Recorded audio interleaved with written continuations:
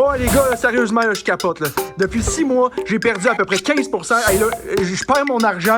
Ça va pas, là. C'est quoi qu'on fait? Je sais plus, moi non plus. Moi aussi, je perds de l'argent depuis Noël.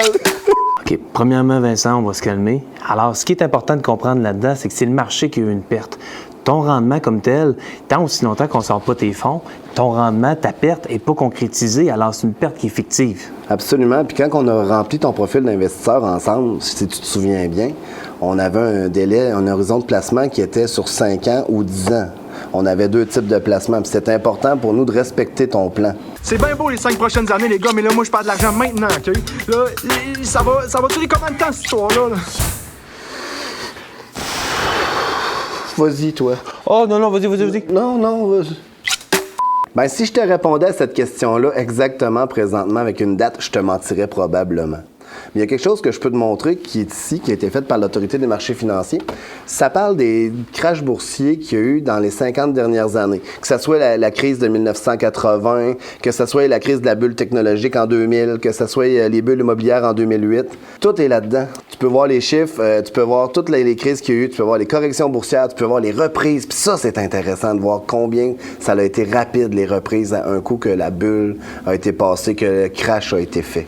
Totalement. Puis une crise similaire à ce qu'on vit aujourd'hui. Aujourd'hui, dans le fond, il y a la guerre en Ukraine qui a commencé. Il y a l'inflation, le prix du pétrole, alors la hausse des taux d'intérêt, alors des trucs qui peuvent ressembler à ça. On a la crise de 1980-82 qui peut ressembler à ça avec le choc du pétrole puis la lutte à l'inflation.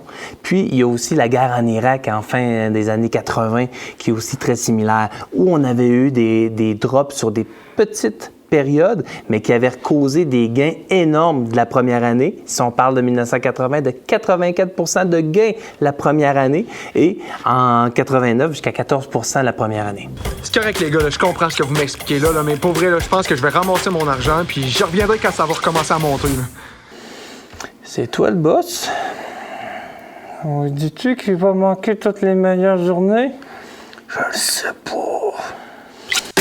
Ben, c'est ton argent, puis évidemment, si tu veux partir, on va comprendre. Par contre, ce qui est important que tu te souviennes, c'est que, premièrement, on avait fait un plan sur le long terme, puis présentement, tu dis que tu as perdu 15 Donc, si tu t'en vas tout de suite, ça veut dire que tu as concrétisé ta perte. Puis Warren Buffett a dit une phrase par rapport à la bourse que je trouve toujours intéressante, c'est que la bourse, c'est un transfert d'argent des investisseurs les moins patients aux investisseurs les plus patients. Puis si tu veux regarder c'est quoi être patient, ici, tu as un tableau des gens qui ont resté investis à 100 depuis 1990. Puis ici, tu as les gens qui ont essayé de timer le marché, ont perdu 50 de leur capital juste en manquant les 10 meilleures journées des marchés boursiers. Et les 10, bien entendu, on ne sait pas son cas. Donc, la stabilité puis de rester investi, hyper important. Puis concernant les hausses et les baisses du marché, imagine si on faisait une comparaison avec ta maison. Est-ce que tu voudrais vendre ta maison, toi, quand ta maison a perdu beaucoup de valeur ou quand elle en a pris beaucoup? Présentement, dans une période que ça implique de la patience et de la stabilité, parce que quand on va vouloir vendre ces actions-là, on veut qu'ils soient en gain et non pas en perte. Ouais, je comprends. C'est pas évident quand c'est notre argent, mais je vais être patient puis je vais suivre le plan qu'on s'est fixé. Ben merci d'avoir pris le temps de venir nous voir. On est là pour ça. Et merci à vous autres, les gars. Bonne journée. Merci. Bonne journée. C'est qui après? Madame Bolduc? Ouais. Casey, tu peux dire à Mme Bolduc de rentrer, s'il vous plaît. Là, ça marche pas. Je suis en train de perdre tout mon argent.